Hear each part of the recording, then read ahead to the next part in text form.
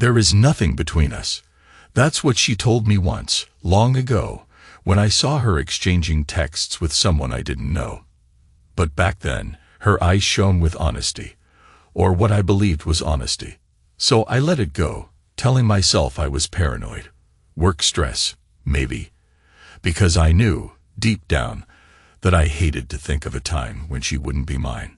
When all that I'd built, when the life I pictured, would come crashing down around me. Now I know better. And I see how often I close my eyes just to hold on to something that's already gone.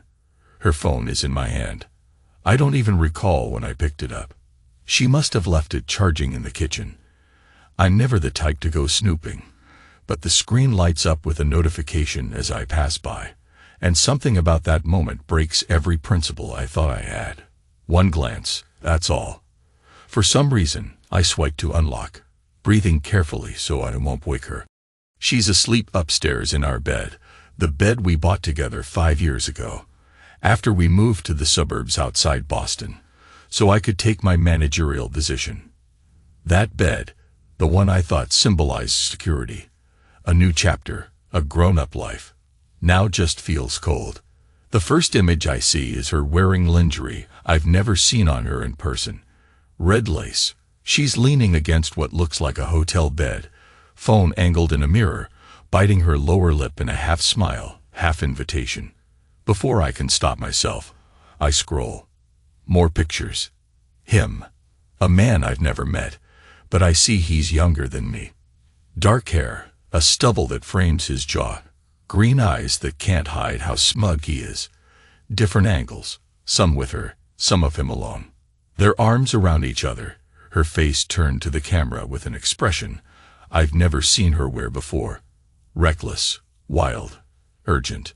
There's a short video, just a few seconds of them kissing, and the angle shifts like someone else held the phone. But I know it's probably just set on a stand or propped up somewhere. My fingers tighten around her phone. I feel the plastic case dig into my hand, but the physical pain is nothing compared to the punch in my gut. My breath catches in my throat, and I have to press my free hand hard against the counter to keep from stumbling. I can't see more, can't watch the entire thing. I close the phone, but the images are seared into my mind. My heart pounds so loud it's all I hear. I listen for movement upstairs, expecting the floor to creak, for her to come down and ask me what I'm doing. But there's only silence, and that silence is heavier than any scream. I stand there for what feels like an eternity, phone burning in my hand, my eyes on the marble countertop. This is the moment I prayed would never come. And yet, I'm not surprised. I'm numb. I place the phone back on the charger and walk outside onto our small back patio. The night air is cold enough that it stings my skin, but I welcome the shock. I need clarity. I need to figure out what to do before I lash out. Say something or do something that can't be undone. For a minute, I just breathe. My name's Robert Harrison. Rob. And right now, I'm a man who feels like a stranger in his own life. I catch my reflection in the glass door. The man looking back at me is still, expressionless, as if he's wearing a mask. There's a tension in my jaw I've never noticed before. I remember the day I married Melissa. We were so young. I thought she was bright, full of potential. She had an easy laugh and a way of making me believe in a better tomorrow. And yes, maybe she still does that, just not with me anymore. I recall her telling me once, "We'll always be honest, right?" And me nodding, naive. Because back then, I didn't know how deep dishonesty could bury itself in a person. I step inside again, lock the sliding door behind me, and start up the stairs. Each step feels too loud, like an intruder's steps. At the bedroom threshold, I pause. She's asleep on her side, hair fanning over the pillow. The sight of her, someone I've shared so many years with, someone who was supposed to be my partner, now seems like a painting of a woman I don't recognize. My pulse thrums in my ears. I walk to my side of the bed, slip in quietly, and stare at the ceiling until the first hints of dawn push into the sky. I don't wake her. I can't. Not yet. Tomorrow. No, today, life changes. But I need to gather my thoughts before I confront her. I'm not a man who can just snap, or so I tell myself. But I'm a man who can't live in illusions either. And right now, all illusions have been stripped away. She wakes up around 7, rolling toward me. Morning, she murmurs, eyes half open. Her hair's tousled, face soft with sleep. She's comfortable in my presence, ignorant of what I've discovered. Morning, I answer, though my voice sounds more like a low rumble. You're up early, she says, stretching. Everything okay? Just a lot on my mind. Work stuff. She rolls onto her back, gazing at the ceiling as if trying to gather her own thoughts. You looked restless, she observes softly. Nightmares. I give a short nod, not trusting myself to speak. The tension in the room is thick, but she doesn't notice, or she's too sleepy to pick up on it. Eventually, she slides out of bed, pulling on a robe. I'll start coffee. I watch her leave. The door closes behind her with a gentle click, and I exhale. Maybe I should storm downstairs, throw the phone in her face, demand an explanation. Maybe I should do that. But I'm paralyzed by a sick curiosity. Why? When did it start? What does she see in him? I used to be calm, thoughtful. Now there's a coil of anger tightening inside me, ready to snap. I get dressed, move through the house. She's in the kitchen, leaning against the counter, texting. Maybe him. She glances up at me, smiling briefly. Coffee will be ready soon. I nod again. She notices my distance, I can tell, but she doesn't press yet. My phone rings. It's a work colleague who needs a final sign-off on a project. Normally, I'd handle it smoothly, but my mind's elsewhere. I walk out onto the front porch, handle the call as best I can, all while my heart is thrashing. When I go back inside, she's seated at the kitchen table, sipping from a mug. Her phone is face down. Rob, she begins, hesitating. Is there something on your mind? I shrug. I almost say it.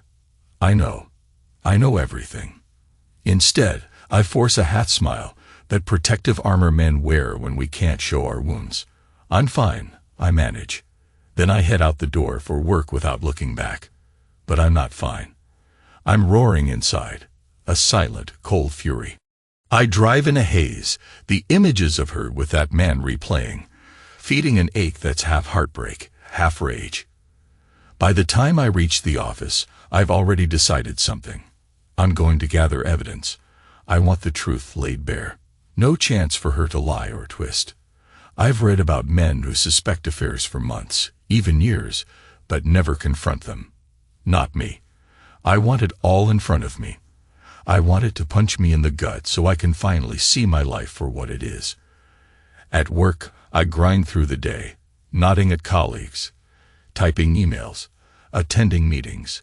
Nobody notices I'm unraveling inside. The professional facade is my saving grace. It keeps me from exploding.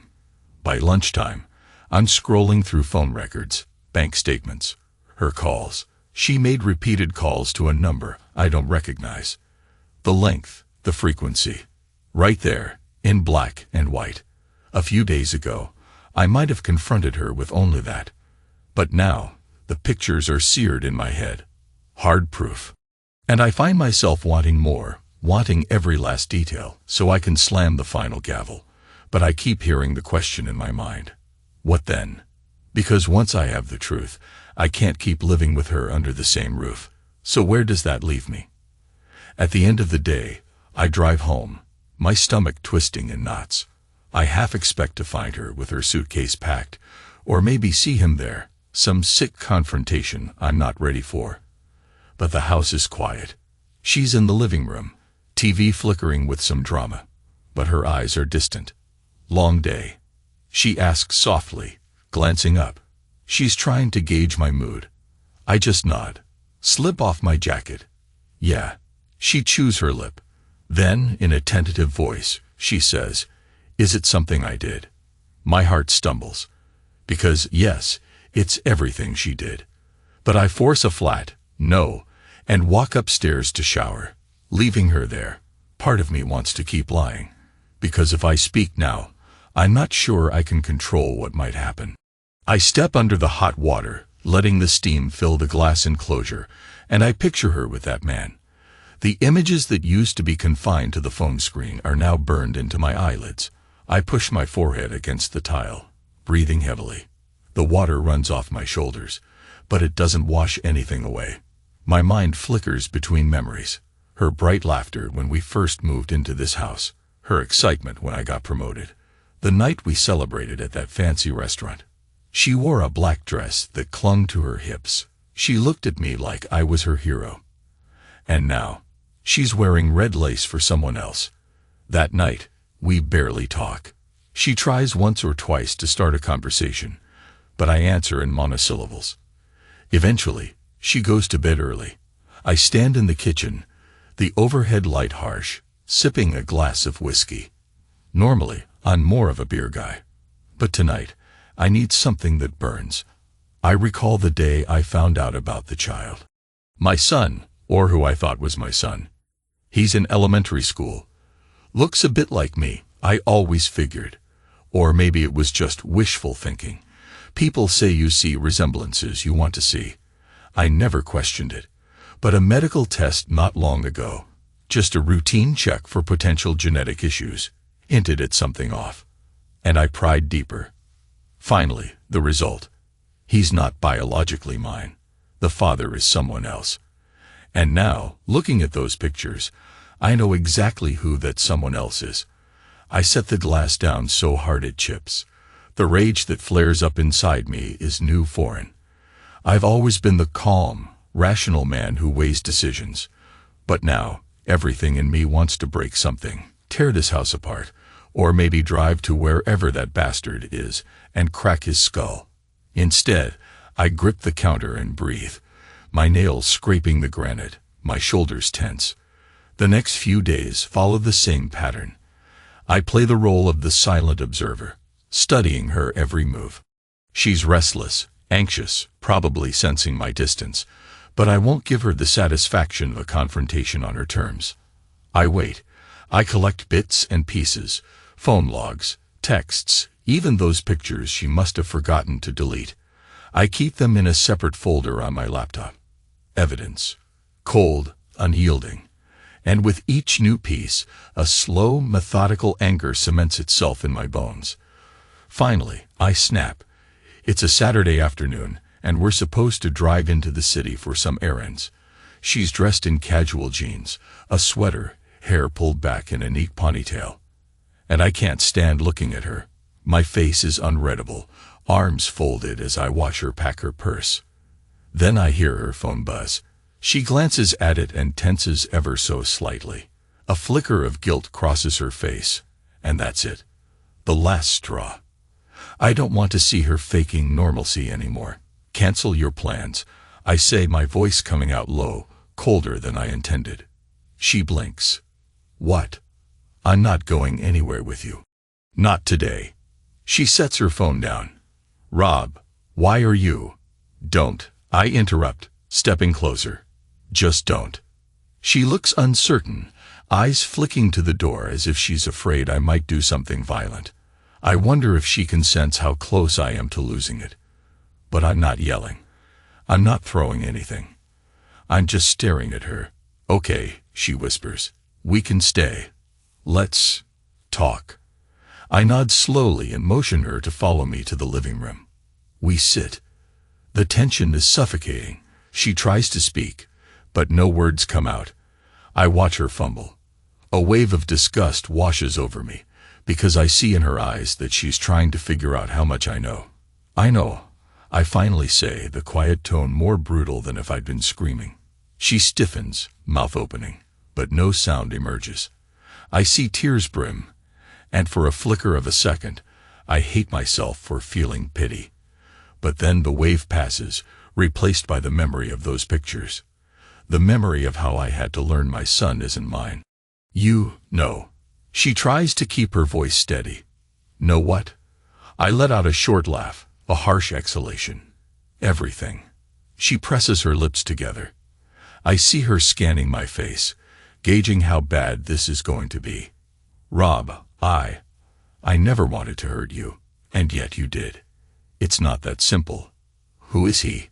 I ask, keeping my voice level. My fists tighten on my knees.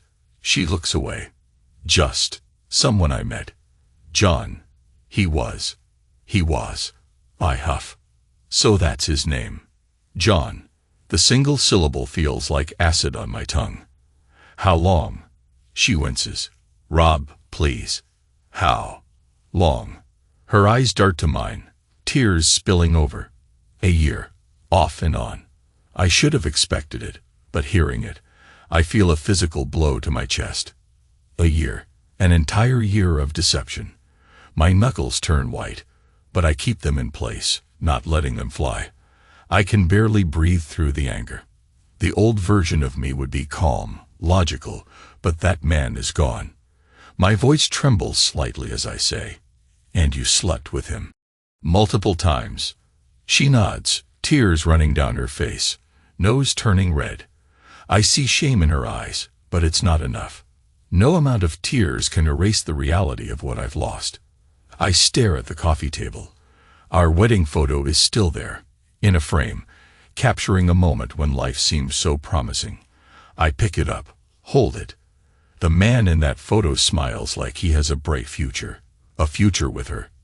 I see now how naive he was. I didn't mean for it to happen, she insists. I felt lonely. You were always busy, traveling, or working late. I wanted attention, and he was there. It just happened. It didn't just happen, I snapped quietly, meeting her gaze. It's not an accident you repeated for a year. She wipes her tears with shaky fingers. I'm sorry. I know that sounds hollow, but I am. I allow a bitter laugh. Sure. Sorry. Then I pause. Our son. That question is heavier than any other. He's not mine. Her lower lip quivers. She nods, head bowed. The last bit of air leaves my lungs. I close my eyes and rub the bridge of my nose. The child I've raised, taught to ride a bike, read bedtime stories, to someone else's. My heart feels squeezed to the point of bursting. This is the ultimate betrayal. And yet, I don't stand up or shout. I just sink deeper into the sofa, as if every muscle in my body has turned to stone. Does he know? Does that bastard know? I finally ask, voice thick. She sniffles, looks away. John suspects. I never confirmed it. My breath hisses. You led me to believe. I can't finish the sentence. She sobs softly, and part of me wants to comfort her out of habit. But I can't. The fury inside me is the only thing keeping me upright. I lean forward, clasp my hands together, and press them to my forehead. Then I stand abruptly, heading to the kitchen. She tries to follow, but I shake my head, motioning for her to stay back. I need space, or I'm going to do something I regret. For a moment, we're separated by the threshold between living room and kitchen. She's there, trembling, tears drying. I stand by the counter, staring at the phone I know she's been using to contact him. My voice is steady, but it doesn't sound like me. Give me your phone. She hesitates, but I keep staring. Slowly, she hands it over. I unlock it. She hasn't changed the password. I open her photos, and there it is. The album of him, the videos, the texts. Everything is spelled out. I toss the phone on the counter, half wanting to smash it with a hammer. She comes closer, arms wrapped around herself, looking so small. I can't take it back, she manages. I'd do anything to fix this, Rob. I hold up a hand. Don't. I can't hear it right now. My eyes fall on her ring finger. She's still wearing her wedding band. The absurdity makes me want to scream. Take that ring off. I say, voice barely above a whisper. She presses a hand to her mouth, nods, and slowly slides it off. She clutches it in her palm like a child who's lost a keepsake. My heart hammers. A part of me feels a cruel satisfaction, but mostly I'm hollow, as if my emotions are stored behind thick ice. You lied to me, I say, swallowing hard, and you kept on lying for so long that I don't even recognize you." She nods, tears streaming again, but no words come out. There's nothing more to say.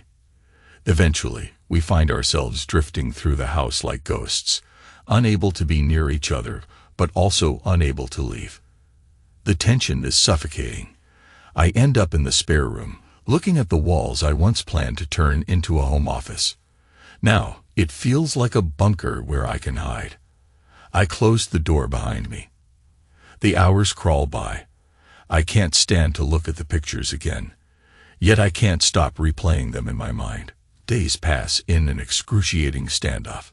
We avoid each other except for short, clipped conversations about daily logistics.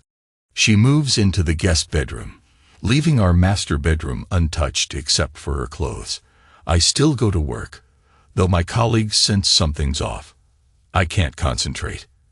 At night, I pace in the living room, or sometimes I just drive aimlessly around the block, fighting the urge to track down John. Every time I picture him, I want to destroy something. Then she suggests we talk again, more calmly. I agree, even though I'm not sure there's any calm left in me. We sit on opposite ends of the couch. "We can't keep living like this," she says, voice hushed. I nod, exhaling. "No, we can't." She folds her hands in her lap. "I spoke to John," she admits. That name, hearing it cross her lips, makes my stomach churn. And she glances away. "He wants to see his son, but I haven't told him it's confirmed." I feel my grip tighten on the sofa cushion. "If he sets foot in this house, I swear." She flinches at my tone but insists. "He's the biological father. We can't hide that forever." I lean forward, lowering my voice to a lethal calm. "That's exactly what you were doing, though. Hiding it from everyone." She closes her eyes. "I wanted to spare you." "Stop," I snap. "Don't act like you were doing me a favor. You lied because it was easier." Her voice shakes. "I understand you're angry." "Angry?" I let out a harsh laugh. "I'm more than angry. My entire life is a lie, and you want me to just accept it?" "No. I want you to understand I never meant for this to happen. It started with flirty texts, then it became a physical thing, and it got out of control." I rub a hand over my face, my stubble scraping my palm. "Out of control?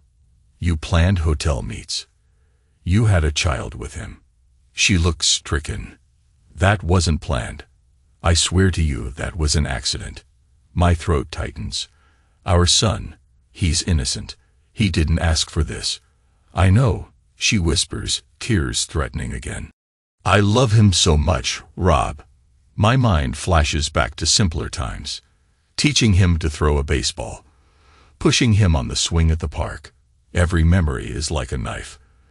Because how can I love him any less now that I know the truth?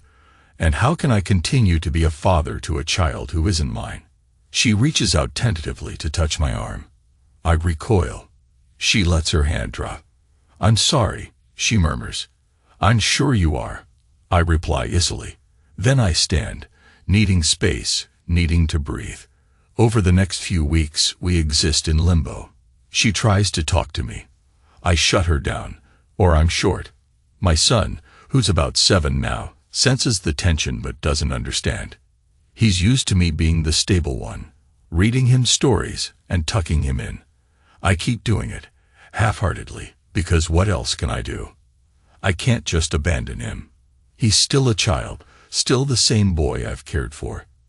But each time I see him, there's a pang in my chest, a war inside me. Because he's not mine. I'm a fraud. And I'm furious that she did this to us. Then comes the day I catch him sitting on the steps, clutching a worn-out teddy bear he's had since he was a baby. He looks at me with wide eyes and asks, "Dad, are you mad at me?" That question nearly breaks me. I kneel, ruffle his hair, force a smile. "No, buddy, never at you." But I can't say more, can't explain the chaos that's ripping our family apart. Another day, Melissa corners me in the kitchen, eyes rimmed with exhaustion. I've made an appointment, she says. For us. For counseling. I stare at her like she's from another planet. Counseling? Yes, she murmurs. We need help. If there's any chance. Chance. My nostrils flare. You cheated for a year. You had a child with another man. Tell me what chance is left. Tears slip down her cheeks. We can't just pretend this didn't happen. I'm trying to fix it. You can't fix it, I state coldly. But maybe we can figure out how to do right by our son. Because that's all that matters now. She nods, trembling. He's innocent. Yeah, I whisper, stepping past her. He is. Time pushes forward relentlessly. We see a therapist a few times, but all I do is sit, arms folded, letting her talk. She sobs through confessions, tries to rationalize, tries to show remorse. I stare at the clock, feeling the therapy is pointless. Finally, she pleads for me to speak. I do speak once. She betrayed me, and the child I thought was mine is not. The therapist encourages me to continue, but I shake my head and leave the session early. At home, I start sleeping on the couch. The nights are long, filled with anger and regret. I replay every sign I missed, every moment of distance, every time she said she was meeting friends or had a work thing. How many of those were lies? Then I realize I need something more direct. I'm tired of endless circling. I want a confrontation. A direct one. No half-truths. So I plan to meet him. John. The man who touched my wife, fathered the child I raised. I want to look him in the eye, see who he is, see if he's man enough to face me. One afternoon, I wait in my car outside his workplace, a logistics company near downtown Boston. I know it from phone records, text references, and other fragments I've pieced together. My heart is pounding so hard I can hear it. It's the kind of moment you imagine in nightmares or cheap drama. But here I am, living it. As employees trickle out, I spot him. Short, dark hair, that confident walk. He's wearing jeans and a jacket, carrying a duffel bag. He's about 7 years younger than me. That's him. That's the guy. I step out of my car. He doesn't notice me at first. I follow him a short distance down the sidewalk until I'm close enough to speak. John, I say, my voice tight. He turns, eyes narrowing. Yeah. I sense the tension in his stance. He doesn't recognize me right away. I'm Rob. His face pales, realization dawning. Then he tenses, stepping back as if preparing for a fight. Look, he starts, but doesn't finish. I hold out a hand, palm facing him. I'm not here to cause a scene. But we need to talk. He nods warily. All right. Let's go somewhere else. We end up in a small parking lot behind a nearby coffee shop. People pass by on the main street, but here it's quiet. I face him, arms folded, anger simmering in my chest. He looks nervous, glancing around. Man, I never. He begins, but I cut him off. You never what? Intended to blow up my life. But you did. You stole my wife, fathered her child. He tries to speak, but his mouth just opens and closes. Finally, he says, she never told me she was married at first. By the time I knew, it was. I got carried away. She said you were always gone, that the marriage was on the rocks. I take a step closer, eyes locked on his. Don't pretend you're innocent. A ring on her finger isn't that hard to spot, is it? He shrugs, eyes darting to the ground. I guess not. The wind bites at my face, or maybe that's the anger radiating in me. You have any idea what you've done? He rubs the back of his neck. I know this is messed up, but she's the one who said it wouldn't hurt anyone. We never meant for a baby to happen. My jaw twitches. That baby was mine for 7 years. Do you get that? I've raised him, loved him. My voice cracks, and I hate showing emotion. And you're a stranger who just waltzed in, took everything, and left me with nothing. He looks genuinely remorseful, or maybe he's just scared. I'm not trying to take him from you, man. I spit the words out. He's your son, biologically. The weight of that statement suffocates me. But you won't go near him, understand? If you ever try to. He raises a hand. Hey, look, I don't want to fight. But I do have a right to see him if he's mine. Fury explodes inside me. My fist clenches. I'm a breath away from smashing him. Right? I snarl. Where was your sense of responsibility the last 7 years? He steps back, shoulders tense. She never told me for sure. I suspected, but she said it was complicated. I gave her space. Space. I almost laugh at the absurdity. You took everything from me. Everything. And now you talk about your rights. He keeps glancing over my shoulder, maybe worried about onlookers, or maybe he expects me to swing any second. I'm sorry, he says quietly. I didn't think it through. No, you just wanted what you wanted. I exhale, a shaky breath. Here's what's going to happen. You stay away until I figure out what's best for the boy. And don't you dare come near my house or my wife. I pause, tasting the bitterness of those words. My wife. Ex-wife, eventually. He nods weakly. Okay. I won't push it. But I'd like to be involved at some point, especially if he's legally. I cut him off with a glare. Don't start. Just don't. We'll sort it out. With that, I turn on my heel and walk away, leaving him there. I get in my car, slam the door, and my hands grip the steering wheel so hard my knuckles go white. My chest heaves with adrenaline, anger, heartbreak all swirling together. I want to pound the dash, but I force myself to just breathe. Breathe. For now. I've said my piece, but I feel no relief, just the ache of betrayal. When I get home, Melissa is in the living room, perched on the couch, eyes red from crying. Our son is at a friend's house for a sleepover. The tension in the air crackles as soon as I step in. She can probably see in my face that something happened. Without a word, I drop my keys on the table and stand there, unsure what to do next. She rises, wiping her cheeks. You went to see him, didn't you? My silence answers for me. She exhales shakily. What did he say? My jaw works. He said he wants to see his son. That's what he said. She nods, looking pained. I had a feeling this would happen. My anger flares again, cold and sharp. Of course you did. I bite out. You both started this mess behind my back. She closes her eyes. If I could take it all back, I would. I wish. You wish you never got caught. I snap. That's the truth. She tries to protest, but I keep going. You're not sorry you did it. You're sorry it blew up. Don't lie. She covers her face with her hands, sobbing. I watch with a stony expression. Once, I would have held her, tried to comfort her. Now, all I see are illusions shattering. Part of me wonders if I'm being too cruel, but the rest of me can't forgive.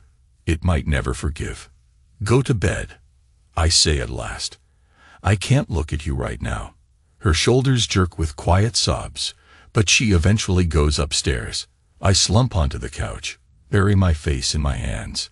The silence in the house is deafening. It feels like everything is happening in slow motion. Yet each moment is a hammer blow to my chest. In the days that follow, we barely speak. She tries to approach me, tries to talk about how we'll handle the future. But I refuse. I'm numb. Numb, yet also simmering with violent impulses. I keep my cool because of my son. For him, I act as normal as I can, taking him to the park, helping him with homework. But I can feel the walls closing in. Eventually, I realize I can't live in the same house with her anymore. There's too much tension, too much pain. I start sleeping in a motel on the outskirts of town. I show up in the mornings to see my son off to school, then leave. She begs me to come back, or at least talk. But I ignore her calls or give curt answers. My only focus is figuring out how to handle custody, how to protect the boy from the truth. Or from too much truth, anyway. I see a lawyer. He looks over everything. The DNA results, the timeline, the phone evidence. He tells me that legally, since I'm on the birth certificate, I have responsibilities, but also rights.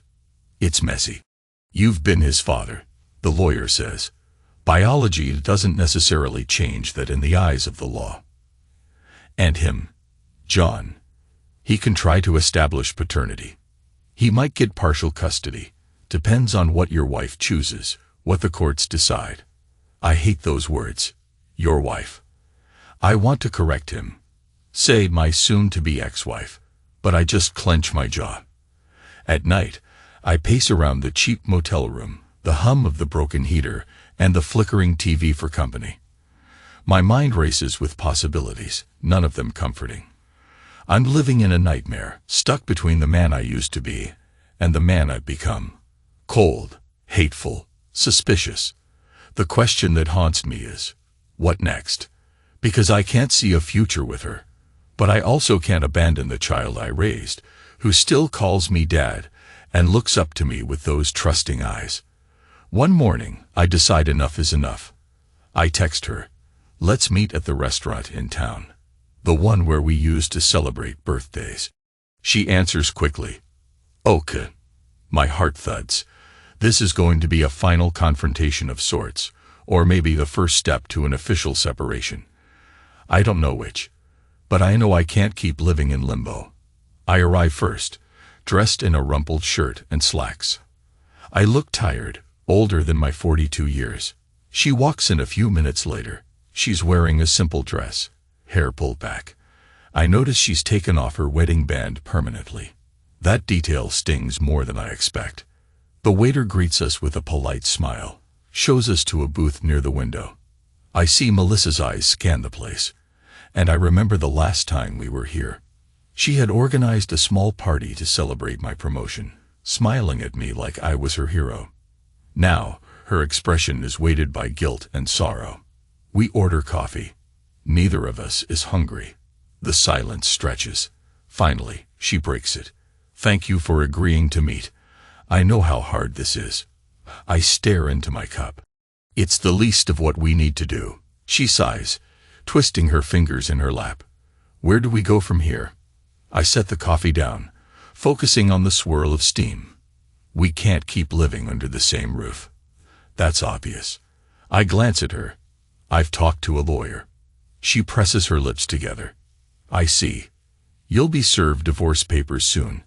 I continue in a steady tone, ignoring the pang in my chest.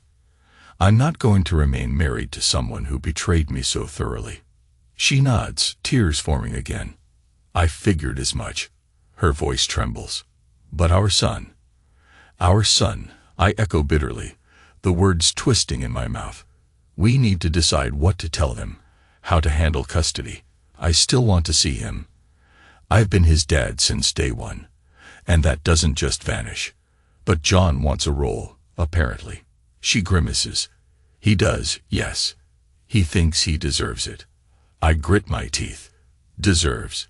There's a word that doesn't apply to him. But this is the reality we're stuck with, thanks to you. My words are cutting, but she doesn't flinch. Maybe she feels she deserves it. Rob, she says, reaching out a hand to mine, then pulling back. I know I have no right to ask for compassion from you, but I'm begging you to keep your heart open to our son. He needs you, more than ever. And no matter how it happened, he loves you. My chest tightens. She's right about that. I run a hand through my hair, staring at the table. I won't abandon him, I say quietly. I can't. She nods, relief washing over her face. Then she hesitates. John wants a paternity test. Legally, it might change things. I laugh harshly. Legally, maybe, but morally, you've already done enough damage. I glance up at her. He's mine in the sense that I raised him. But if you want to tear that apart in court, go right ahead. See how that works out. She looks at me, eyes brimming. It's not what I want. I think the truth will come out anyway. Sure it will. The truth always does, eventually. I breathe out, my anger swelling. Just remember, once you open that door, You can't close it again. You'll have him in your life, in our son's life, and I'll be. What exactly? Her tears spill over. This is my fault. My choices led us here, and I'm so sorry. I push my coffee cup aside, leaning forward. I want you to hear something clearly. I will never forgive this. Understand? Never. I'm done with you. The only reason I haven't walked away completely is because of that boy upstairs in his room, thinking everything's normal. You destroyed any love I had for you. She shudders as if struck, voice breaking. I understand. Good. I take a last sip of coffee. The taste's sour. So let's keep it simple. We file for divorce. We figure out a custody arrangement. If John wants to fight for paternal rights, that's his problem. She nods again, tears dripping onto her dress. The server approaches with the check, glancing awkwardly at her emotional state. I fish out my wallet, but she lifts a hand. I got it, she says, voice barely audible. I let her pay.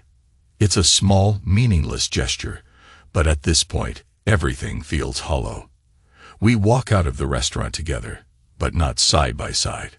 The cold air hits us like a slap. You'll take him tonight? She asks, meaning our son. I nod. Yeah, I'll pick him up after soccer practice. He can spend the evening with me at the motel. Give him some sense of normalcy. She presses her lips together. He asked where you've been. I told him you're working on a big project. I swallow. Thanks for the cover, I guess. She hesitates, then says, he misses you. I don't respond. I just walk away, leaving her standing there on the sidewalk. But my heart twists in my chest at the thought of that little boy missing me. God, I miss him too. I miss the simplicity of being a father without question, the safety of believing my wife was loyal. 2 more weeks pass. The divorce paperwork is drawn up, though not yet filed. I spend most nights at the motel, or sometimes crash on an old friend's couch. My friend tries not to ask questions, but I know he senses how broken I am. I spend a lot of time replaying everything, from the day I met her to now, as if scanning for a single clue that might have changed it all. But regrets are pointless. One evening, I decide to confront her in a new way. I text her that I'm stopping by the house. She says okay.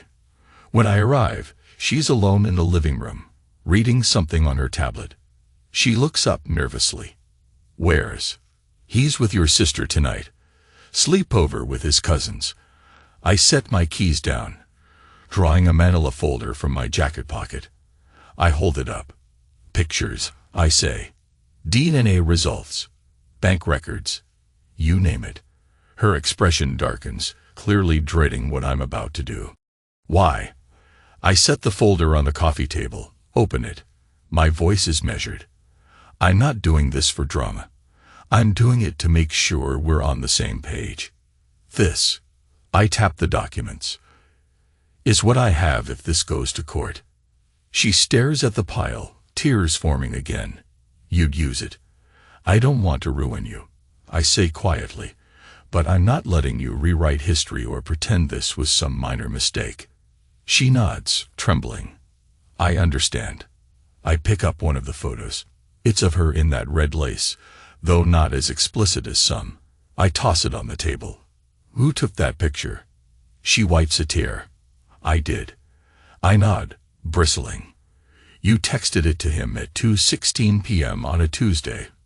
Remember that day? You told me you were going to see your mother. She flinches. Yes. I let out a bitter laugh. My God, you must have thought me a fool. She shakes her head, crying. No, Rob, I was lying to myself too, okay? I was convincing myself that it was just a fantasy, that it didn't affect our real life. I stare at her. It was real enough to get pregnant by him. She collapses onto the couch, head in her hands, sobbing. And for a moment, I feel a tiny stab of pity. But the anger is stronger. I close the folder. We're done here. She looks up, mascara smeared, eyes desperate. What about the child? Our child. I shrug, refusing to let myself break. We'll figure it out. Lawyers, mediators, whatever. But you and I, we're finished. She nods slowly, her breath hitching. I know. As I turn to leave, something inside me snaps, and I pivot back. You know, I say, voice trembling with a final wave of fury. There's a question you never answered. Do you love him? She blinks, tears still running. I don't know, she whispers. It was an escape from something I couldn't face. Maybe I wanted attention, or I wanted to feel alive. But it wasn't love, not really. I stare at her, a pulse of mocking bitterness surging through me. And that makes it better. Her lips move, forming a silent no. I spin on my heel and walk out, slamming the door behind me. Outside, the night air is icy, but my skin feels feverish. She said it wasn't love. Strange how that doesn't bring an ounce of comfort. If anything, it's worse. She risked everything, burned our marriage to the ground, for something she can't even define. A fleeting rush, a temporary distraction, and I'm the casualty of it. The next day, I take her to a place we used to frequent, that same fancy restaurant we once celebrated in, because I want to deliver the final blow in a setting that reminds us both of what we lost. I text her, meet me at 7:00 p.m. She doesn't reply for a while, but eventually she says, okay. There's tension in those two letters, like she knows I'm about to end this chapter definitively. We arrive separately. I get there first, and everything about this place triggers memories. Her laughter, her dress, the pride in her eyes when I first got that big promotion. Now, I'm seated at a table near the back, arms folded, jaw clenched. I spot her at the door, scanning the room. She's wearing a navy blouse, her posture tight. She approaches cautiously, as if nearing a dangerous animal. She sits. The waiter arrives, too polite, asking if we want wine. She orders a glass of red. I just nod, letting her handle it. He comes back, sets 2 glasses down. I stare at mine, swirling it without drinking. Why here?